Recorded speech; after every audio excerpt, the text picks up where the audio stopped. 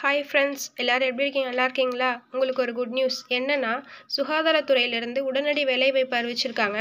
இதுக்கு 7 விதமான பதவிகளுக்கு எக்கச்சக்கமான காலி பணியிடங்கள் இருக்கிறதா சொல்லியிருக்காங்க. சேலரியை பொறுத்த வரைக்கும் டெய்லி சேலரி பேசிஸ்லேயே கொடுத்துருக்காங்க, மந்த்லி சேலரி பேசிஸ்லேயே கொடுத்துருக்காங்க.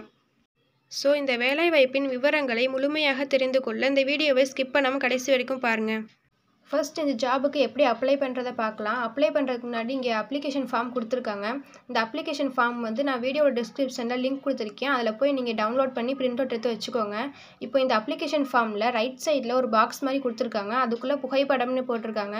அந்த புகைப்படம் இடத்துல ரீசெண்டாக எடுத்த நீங்கள் உங்களோட பாஸ்போர்ட் சைட் ஃபோட்டோ அதை வந்து அந்த பாக்ஸில் உங்களோட ஃபோட்டோ ஒட்டிடுங்க. அடுத்து விண்ணப்பிக்கும் பதவியின் பெயர் அப்படின்னு கேட்டிருக்காங்க. மொத்தம் 7 விதமான போஸ்டிங் கொடுத்துருக்காங்க. அதில் நீங்கள் எந்த போஸ்டிங் எலிஜிபிளோ அந்த போஸ்டிங்கோட நேம் எழுதிக்கோங்க. அடுத்து கீழே விண்ணப்பதாரரின் பெயர்னு கொடுத்துருக்காங்க, உங்களோட நேம் எழுதிக்கோங்க. அடுத்து செகண்ட் தகப்பனார் அல்லது கணவர் பெயர், அதாவது அப்பா பெயர் இல்லாட்டி கணவர் பெயர். கேர்ள்ஸாக இருந்தீங்கன்னா கணவர் பெயர் போட்டுக்கோங்க. அடுத்து 3 வந்து பிறந்த தேதியும் வயதும் கேட்டிருக்காங்க.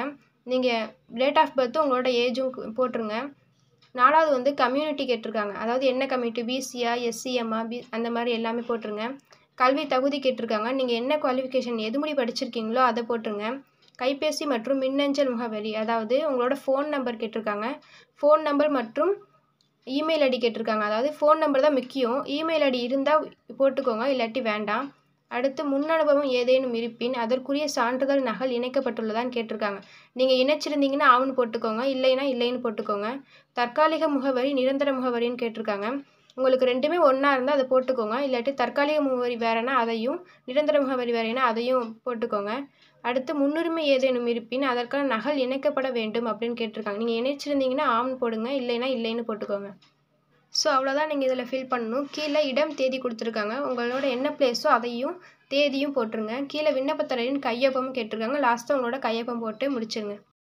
ஸோ நீங்கள் அப்ளிகேஷன் ஃபார்ம் ஃபில் பண்ணக்கப்புறம் அது கூட என்னென்ன சான்றிதழ் இணைக்கணும்னா, 10ஆம் வகுப்பு மதிப்பெண் சான்றிதழ், 12ஆம் வகுப்பு மதிப்பெண் சான்றிதழ், பட்டய படிப்பிற்கான சான்றிதழ் மற்றும் பதிவு செய்த சான்றிதழ், சாதி சான்றிதழ், முன்னுரிமை சான்றிதழ் ஏதேனும் இருப்பின் அதையும் இணைக்க சொல்லியிருக்காங்க. மேலும் என்னென்ன ஆவணங்கள் முக்கியமாக இணைக்க சொல்லியிருக்காங்கன்னா, விண்ணப்பம், அதாவது நம்ம அப்ளிகேஷன் ஃபார்ம் போட்டோம்ல அதுவும், விண்ணப்பத்தில் விண்ணப்பதாரரின் பாஸ்போர்ட் சைஸ் ஃபோட்டோ ஒட்டப்பட்டிருக்க வேண்டும் சொல்லியிருக்காங்க. அதாவது நம்ம அப்ளிகேஷன் ஃபார்மில் வந்து நீங்கள் பாஸ்போர்ட் சைஸ் ஃபோட்டோ வந்து கன்ஃபார்ம் ஒட்டியிருக்கணும். அடுத்து முழுமையான முகவரி மற்றும் அலைபேசி எண் குறிப்பிட்டிருக்க வேண்டும், அதாவது உங்களோட அட்ரஸும் உங்களோட ஃபோன் நம்பரும் கன்ஃபார்ம் இருக்கணும்னு சொல்லியிருக்காங்க.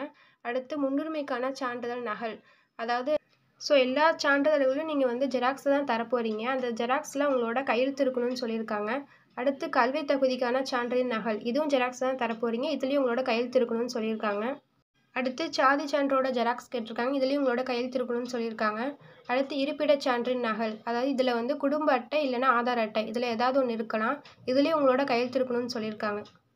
மேலும் 21ஆம் தேதிக்கு பின்னர் பெறப்படும் விண்ணப்பங்கள் மற்றும் முழுமையான விவரங்கள் மற்றும் சான்றுகள் இணைக்கப்படாத விண்ணப்பங்கள் நிராகரிக்கப்படும் எனவும் சொல்லியிருக்காங்க. ஸோ டோட்டலாக 7 விதமான போஸ்டிங் அறிவிச்சிருக்காங்க. அதில் ஃபஸ்ட்டு போஸ்டிங் வந்து ஆயுஷ் மருத்துவ அலுவலர், இது வந்து NRHM ஸ்கீமில் சொல்லியிருக்காங்க. செகண்ட் போஸ்டிங் வந்து ஆயுஷ் மருத்துவ அலுவலர், இது வந்து NAM ஸ்கீமில் அறிவிச்சிருக்காங்க. 3வது போஸ்டிங் வந்து சித்தா மருந்தாளுநர். 4வது போஸ்டிங் வந்து மருந்து வழங்குபவர். 5வது போஸ்டிங் வந்து சிகிச்சை உதவியாளர். 6வது போஸ்டிங் பல்நோக்கு மருத்துவமனை பணியாளர். 7வது போஸ்டிங் ஆய்வக நுட்புணர். மொத்தம் 7 விதமான போஸ்டிங் அறிவிச்சிருக்காங்க. ஸோ வேக்கன்சியை பொறுத்த வரைக்கும் ஃபஸ்ட்டு போஸ்டிங் ஆயுஷ் மருத்துவ அலுவலர், அதாவது NRHM ஸ்கீமில் பொறுத்த வரைக்கும் 2 வேக்கன்சி இருக்கிறதா சொல்லியிருக்காங்க. 2வது போஸ்டிங் ஆயுஷ் மருத்துவ அலுவலர் NAM ஸ்கீம், இதுக்கு 2 வேக்கன்சி இருக்கிறதா சொல்லியிருக்காங்க. 3வது போஸ்டிங் சித்தா மருந்தாளுநர், இதுக்கு 1 வேக்கன்சி இருக்கிறதா சொல்லியிருக்காங்க. அடுத்து 4வது போஸ்டிங் மருந்து வழங்குபவர், இதுக்கு 8 வேக்கன்சி இருக்கிறதா சொல்லியிருக்காங்க. 5வது போஸ்டிங் சிகிச்சை உதவியாளர், இதுக்கு 2 வேக்கன்சி இருக்கிறதா சொல்லியிருக்காங்க.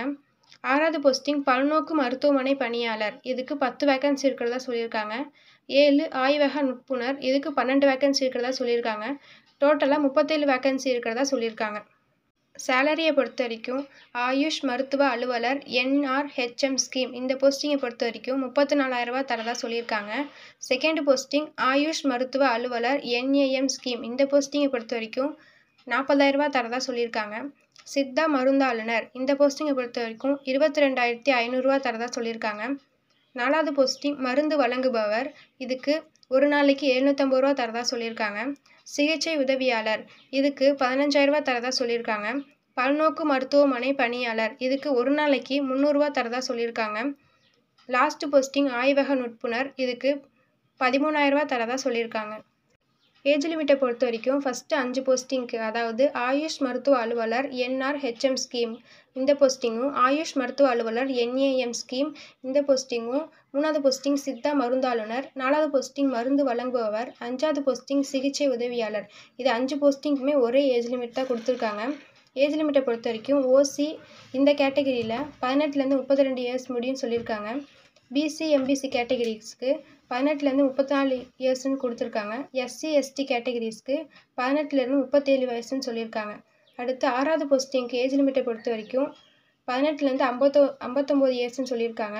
7வது போஸ்டிங் பொறுத்த வரைக்கும் ஏஜ் லிமிட்டு 18லேருந்து 59 இயர்ஸ்ன்னு சொல்லியிருக்காங்க.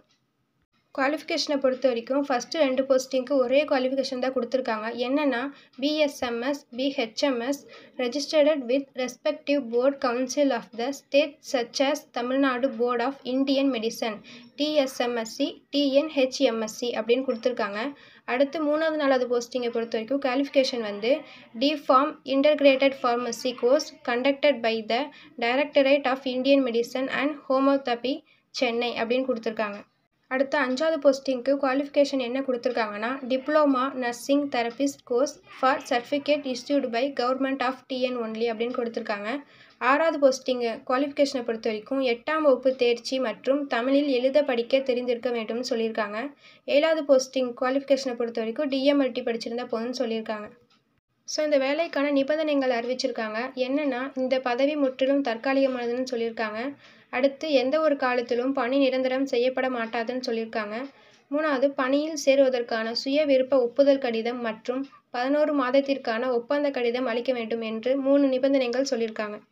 ஸோ இந்த ஜாப் எங்கே அறிவிச்சிருக்காங்கன்னா பொது சுகாதாரம் மற்றும் நோய் தடுப்பு மருந்து துறை கிருஷ்ணகிரி மாவட்டம் சுகாதார நலவாழ்வு சங்கம் அங்கே அறிவிச்சிருக்காங்க. ஸோ வந்து அப்ளை பண்ண வேண்டிய கடைசி தேதி 21/2/2024ன்னு சொல்லியிருக்காங்க.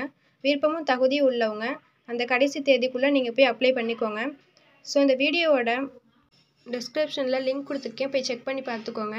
ஸோ இந்த வேலைக்கு விருப்பமும் தகுதியும் உள்ளவங்க அப்ளை பண்ணிக்கோங்க.